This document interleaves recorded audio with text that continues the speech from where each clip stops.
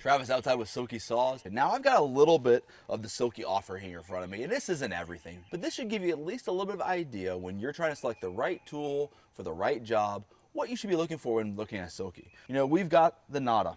Where this tool really shines is in making kindling. So maybe you're the homeowner that has a backyard fire pit and you need to make kindling from every now and then. Great option.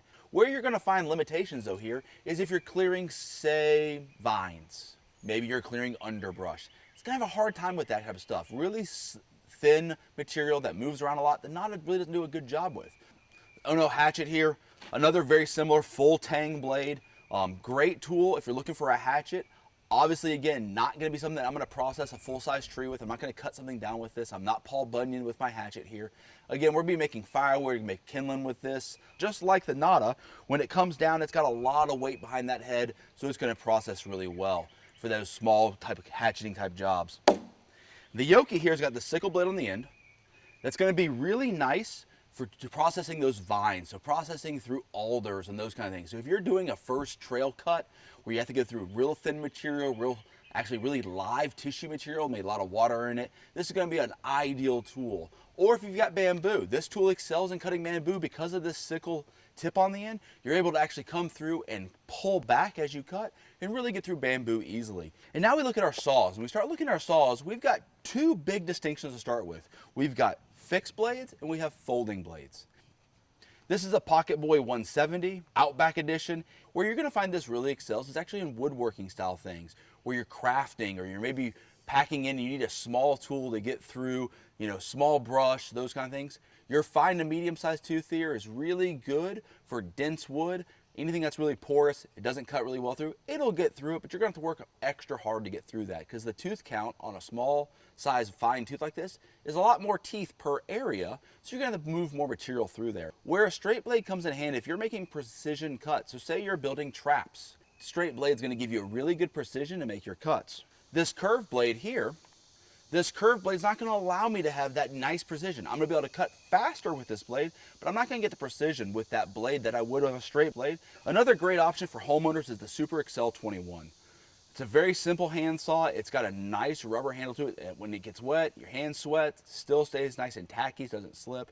Again, what you're looking for here though, is you'll notice the tooth size is a little bit bigger. We're starting to get into the large size tooth here on the Super Accel 21. This is going to be a better tooth size for processing through material faster or going through bone. So if you have a situation where you are big game hunting, you need to field process an animal, you need to get through bone, this is a great option. From there we move into the Gomboy. We're starting to get a little bit larger, a little bit longer blade. What you'll notice though on the Gomboys, we're back to that medium to fine tooth.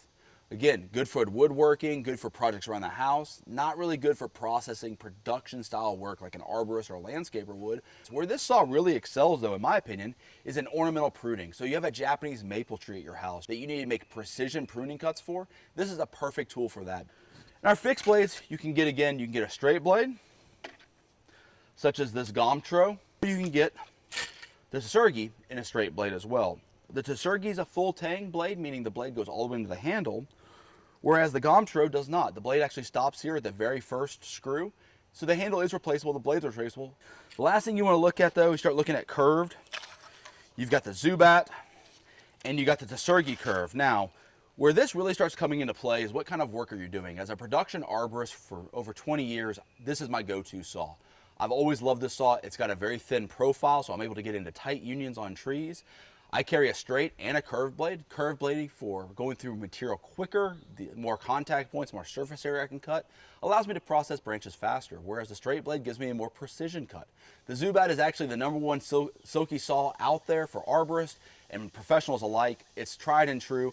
This is a full tang blade, meaning the blade goes all the way into the handle, so you do have that extra power behind the blade. It is a replaceable blade. So the Zubat here has got a belt loop clip, so you can put it on your belt loop if you're gonna wear it, you know, out in the wild, or maybe you're gonna wear it as a production landscaper, or you can go with what my choice is I use leg straps. And this gives me an easy draw from my leg that stays there all the time. Even if I'm bent over and I'm working like this, I know I can draw my saw out and I can put my saw back with ease. Some people want to go, well, what's the biggest saw you've got? This is one of the bigger saws. It comes in a 500 millimeter, a 650 millimeter, and a 1000 millimeter. You'll see it's an extra large tooth. You've got 4 cutting teeth surfaces to cut with. Got a nice big handle here, and really where this one's going to shine is processing logs. Not hugely applicable for a lot of homeowners around their house. It's a great tool to have in your quiver of tools if you got to process big wood in a hurry and you don't have a chainsaw. So hopefully this helps you make your choices when you're looking at Silky saw that you need for the right application for the right tool.